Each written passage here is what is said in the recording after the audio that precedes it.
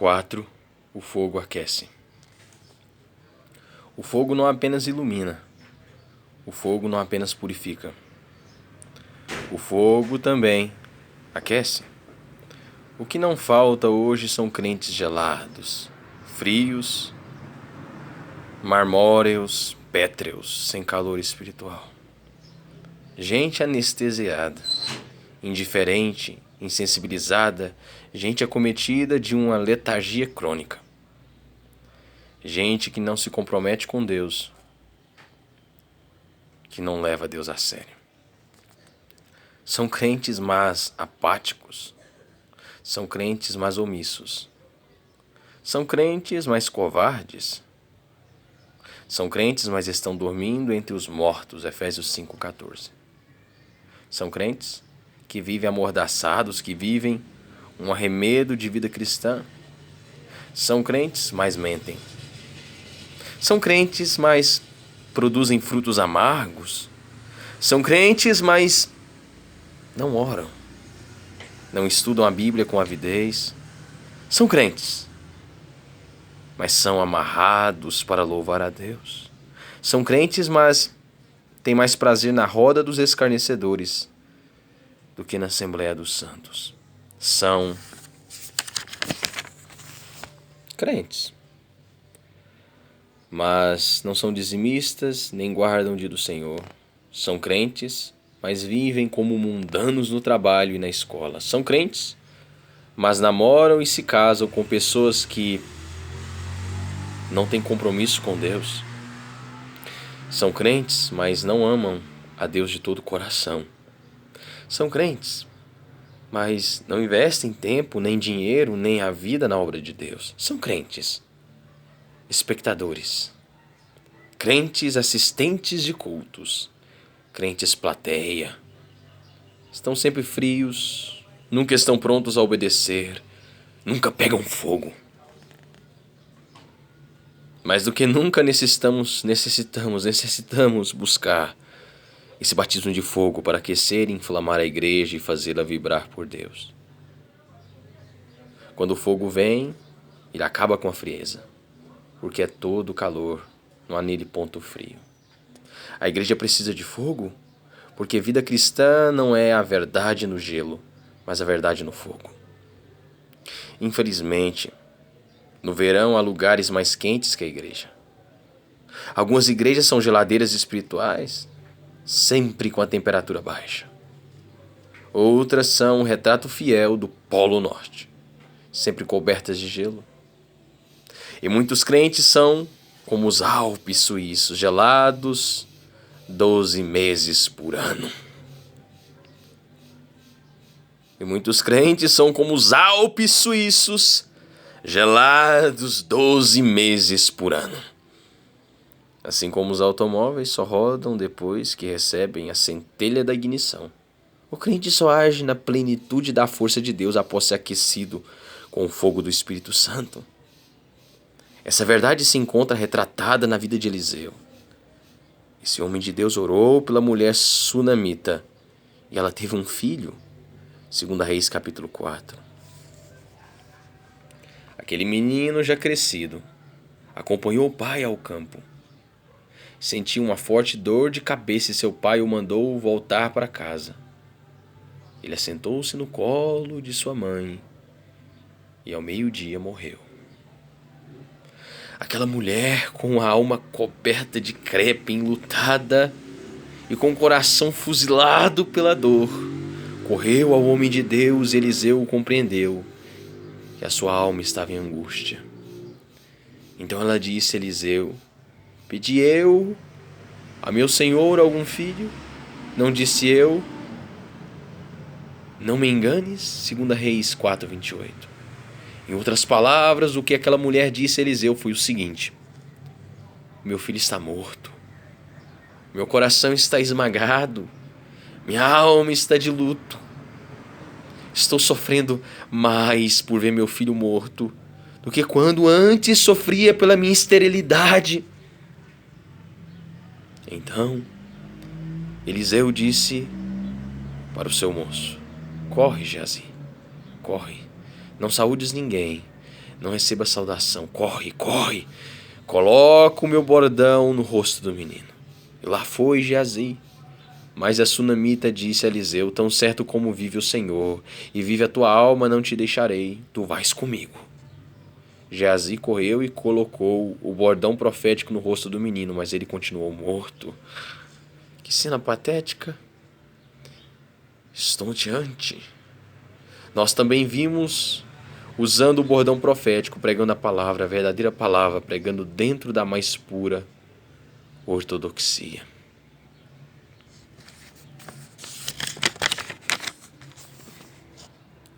Mas meninos mortos não despertam. Usamos o bordão profético, não outro, mas nada acontece. Somos fiéis expositores da Bíblia, mas os meninos continuam mortos. Vimos cumprindo nosso ministério, pregando centenas de sermões por ano, mas a morte continua instalada no meio do nosso povo. Jesus disse que a boa semente produziria 30, 60, 100 por um. Mas a semente não tem produzido nem a 1%. Na verdade, somos uma igreja fria, no mundo frio, porque os pregadores são frios. Não há neles o calor do Espírito. Eles precisam ser batizados de fogo. Eliseu chega então à casa onde estava o menino morto. E com este homem de Deus temos algumas lições preciosas a aprender. Em primeiro lugar, o menino morto estava na cama do profeta, no quarto do profeta. Se queremos que o menino morto ressuscite, precisamos levar o menino morto para a nossa cama, para nos agonizar nas noites e vigílias por ele, para nos debruçar diante de Deus em oração em favor dele. Se hoje tem havido tão poucos frutos na vida da igreja, é porque falta oração. Falta a oração insistente, incessante, a oração perseverante, que não abre mão da bênção.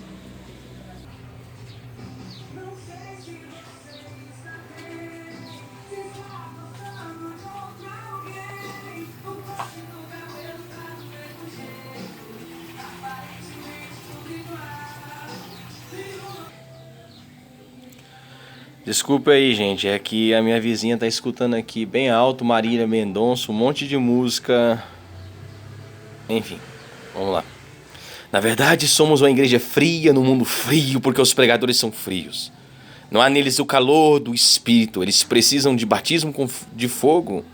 Eliseu chega então à casa onde estava o menino morto. E com este homem de Deus temos algumas lições preciosas a aprender. Em primeiro lugar, o menino morto estava na cama do profeta, no quarto do profeta.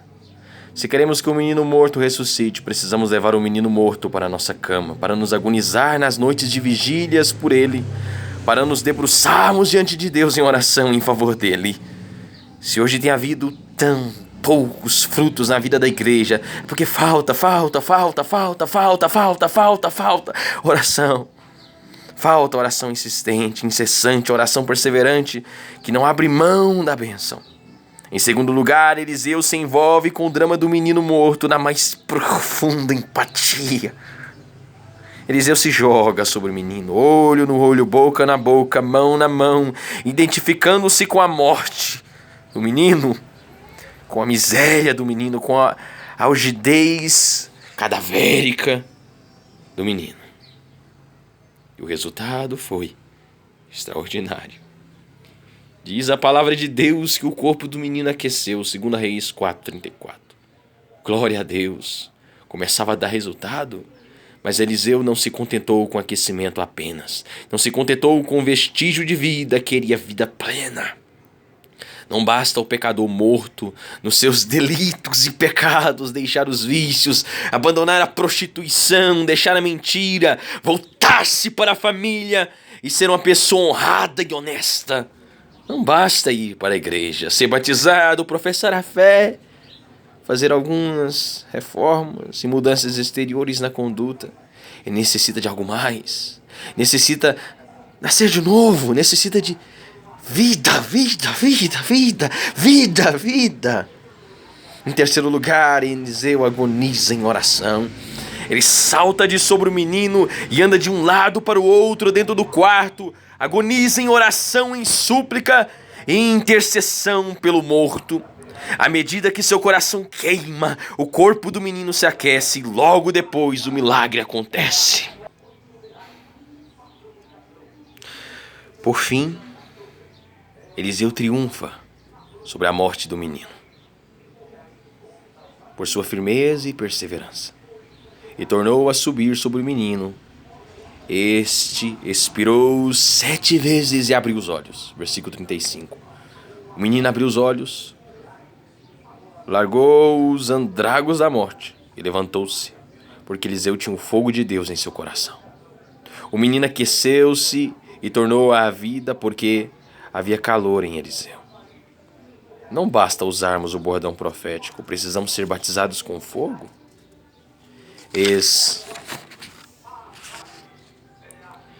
Estamos carregando o bordão profético como fez Geazi, mas o bordão profético em nossa mão não tem nenhum poder. Falta alguma coisa? Falta alguma coisa. Falta alguma coisa. Necessitamos que o batismo de fogo nos aqueça, inflame. Essa palavra bendita de Deus tem que mexer conosco. Esse fogo do Espírito precisa queimar nossas entranhas e aquecer o nosso coração. Ter o bordão não basta. É preciso o poder do Espírito Santo. De acordo com 1 Reis 17:24, a palavra de Deus na boca de Elias era verdade. Que declaração estupenda! Quando Elias orava, as coisas aconteciam. Quando Elias orava, a morte batia em retirada e dava lugar à vida. 1 Reis 17:22. Quando Elias orava, os céus se trancavam. Tiago 5:17. Quando Elias falava, Deus mandava fogo dos céus. 1 Reis 18, do versículo 37 ao versículo 39. Quando Elias falava, as chuvas torrenciais de Deus desciam. 1 Reis 18, do versículo 41 ao 46, Tiago 5:18. Hoje, quando é que a palavra de Deus é verdade em nossa boca? Falamos, mas nada acontece. É porque não temos sido a boca de Deus, Jeremias 15:19. E por isso necessitamos tanto esse batismo de fogo. Uma coisa que me deixa de certa forma preocupado é esse zelo que muitos crentes manifestam pela Bíblia, quando dizem que não devemos ir além do que está escrito. Com isso concordo. Não devemos nem podemos ir além das Escrituras. Mas o que me preocupa de fato é que não sentimos nem um pouco ficar aquém da Bíblia.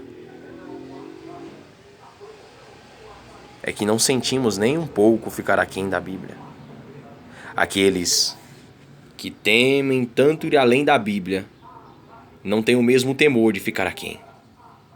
Nossa única preocupação é zelar da doutrina e ortodoxia. Mas não nos preocupamos da mesma forma em ser crentes piedosos e cheios do Espírito Santo. Não temos equilíbrio entre ortodoxia e ortopraxia, entre doutrina e vida, entre verdade e piedade. Esse desequilíbrio gera em nosso meio crentes medíocres, pobres, superficiais, infrutíferos, gelados. Nossa vida precisa ser como o altar do tabernáculo, onde o fogo nunca se apaga, onde as chamas estavam sempre acesas. Dr. Martyn Lloyd-Jones diz que não há nada que ofenda, apague e entristeça mais o Espírito Santo do que pensar que a igreja, depois do Pentecostes, não tem mais nada a esperar do Espírito de Deus. Deus sempre tem mais. O azeite não para de jorrar. Enquanto há vasilhas vazias, o fogo jamais deixa de arder se há lenha e combustível disponível. Não há limitação em Deus. Não podemos restringir a vida cristã ao novo nascimento, à justificação e ao perdão dos pecados. Não podemos restringir a vida cristã ao novo nascimento, à justificação e ao perdão dos pecados. Isso é apenas o começo. Isso é apenas o começo, isso é apenas o começo, isso é apenas o começo. Há muito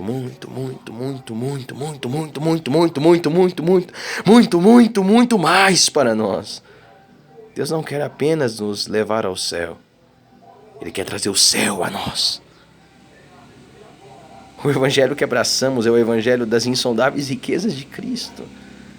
O Espírito Santo quer revestir a igreja de poder. Poder.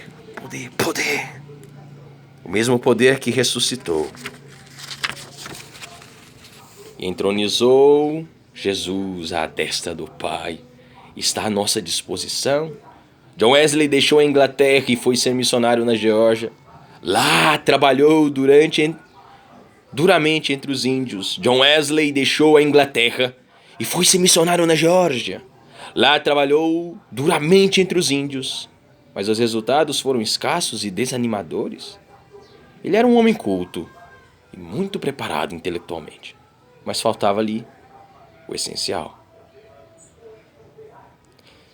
Todavia, quando foi revestido do Espírito, ao participar de uma reunião de oração com os morávios, quando foi batizado com fogo, quando foi cheio do Espírito, tornou-se uma tocha acesa na escuridão da Inglaterra e revolucionou esse país. O avivamento do século XVIII na Inglaterra tirou o país do caos moral, social, político, econômico e espiritual. O avivamento iniciado por Wesley Whitefield salvou a Inglaterra dos horrores da Revolução Francesa. Dwight Lyman Moody, certa vez andando pela Wall Street em Nova York, recebeu tamanho revestimento do Espírito, que ele correu, entrou em casa, caiu de joelhos e o Espírito foi derramado profusamente em sua vida ao ponto de ele gritar: meu Deus, eu não aguento mais! Meu Deus, eu não aguento mais. Ondas elétricas pareciam invadir seu corpo. Era como se línguas de fogo lhe queimassem o coração. Moody saiu dali como um gigante, não como um pigmeu, como uma tocha de fogo, não como uma barra de gelo. E a seara ficou toda em chamas. Aonde quer que Moody ia e pregava, multidões se rendiam a Cristo. Mesmo não sendo detentor de uma vasta cultura formal, tornou-se o maior evangelista de todos os tempos depois do apóstolo Paulo. O advogado Charles E. Finney, quando orava num bosque, foi de tal maneira quebrantado e revestido com o poder do Espírito que sua vida foi literalmente revolucionada. Agora havia santidade no seu coração, calor na sua vida, poder em suas palavras. Agora, quando Finney pregava, os corações se derretiam como cera e eram incendiados pelo fogo de Deus. Eram incendiados pelo fogo de Deus. Aquele homem tornou-se uma tocha incandescente nas mãos do Espírito Santo. A simples presença ou um simples olhar de Finney levava as pessoas à convicção de pecado e ao quebrantamento. A simples presença ou um simples olhar de Finney levava as pessoas à convicção de pecado e ao quebrantamento. Esse homem de Deus do século XIX levou a Cristo nada menos que 500.000 pessoas. Que o nosso clamor hoje seja por uma visitação poderosa de Deus. Venha, Espírito Santo, venha. Precisamos de um avivamento que venha inflamar nossa vida como fogo inflama gravetos secos, para que os inimigos de Deus temam e tremam diante do fulgor de sua glória, e para que esta nação seja salva da escravidão, da feitiçaria e da idolatria, bem como da opressão que a garroteia e esmaga. Que o nosso clamor hoje seja por uma visitação poderosa de Deus. Precisamos de um avivamento que venha inflamar nossa vida como fogo inflama gravetos secos, para que os inimigos de Deus temam e tremam diante do fulgor de sua glória, e para que esta nação seja salva da escravidão, da feitiçaria e da idolatria, bem como da opressão que a garroteia e esmaga.